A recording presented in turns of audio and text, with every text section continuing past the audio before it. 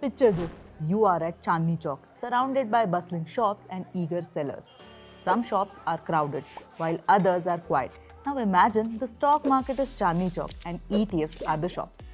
Hi, I'm Vrishali Kulkarni, and today we are going to explore why some ETFs are as busy as mithai shops during Diwali, while others are as quiet as library on a Sunday. Welcome to the world of ETF liquidity and trading volumes. Before we dive in, let's quickly recap what an ETF is. Well, an ETF is like a financial thali, a single investment that gives you a taste of many stocks or bonds. Now, let's talk about what makes some ETFs more popular than others in trading bazaar. But let's first understand liquidity in ETF.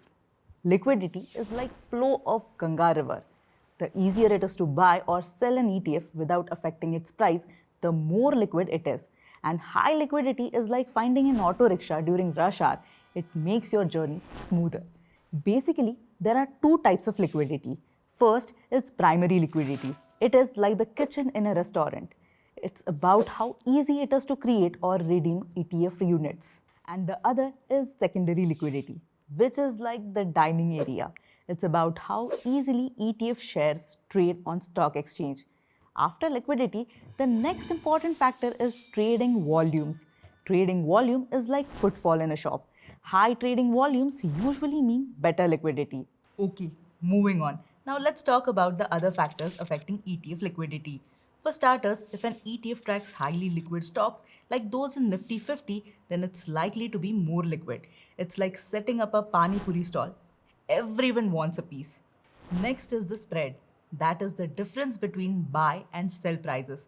A narrow spread is like close India Pakistan cricket match, indicates good liquidity. But the important question here is why liquidity matters. Well, high liquidity usually means lower trading costs and easier entry and exit. It's like choosing between a crowded local train and an empty air conditioned one. The latter is usually more comfortable. Now let's talk about some suggestions for trading in ETFs. Use limit orders. It's like booking an online cab with a fixed fare. You know what you're getting into. Remember, low volume doesn't always mean low liquidity. It's like a hidden gem of a restaurant. Less crowded, but still excellent. Now, the Indian ETF market is growing faster than my mom's money plant. From equity to gold, from Nifty to Bharat bond ETFs. There's something for everyone. But remember, liquidity can vary significantly between different ETFs. And in this growing market, some of the common misconceptions are that only high volume ETFs are good. This may not be always true. It's like saying only crowded restaurants serve good food. And similarly, saying illiquid ETFs are bad investments. This may not always be true. Sometimes patience pays off, like waiting for mangoes in summer. To conclude, understanding ETF liquidity and trading volume is like learning to navigate Mumbai's local trains. It seems complicated at first, but it's essential for a smooth journey. Remember, high trading volumes often indicate good liquidity, but don't ignore ETFs with lower volumes completely. They may just be the hidden gems in your portfolio.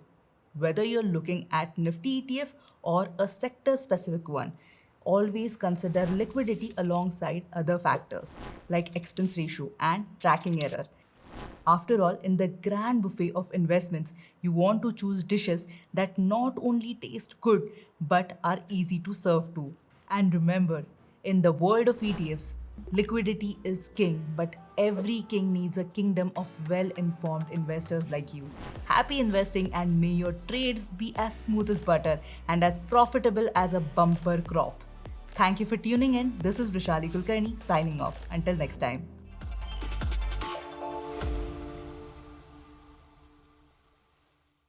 Investment in securities market are subject to market risks. Read all the related documents carefully before investing.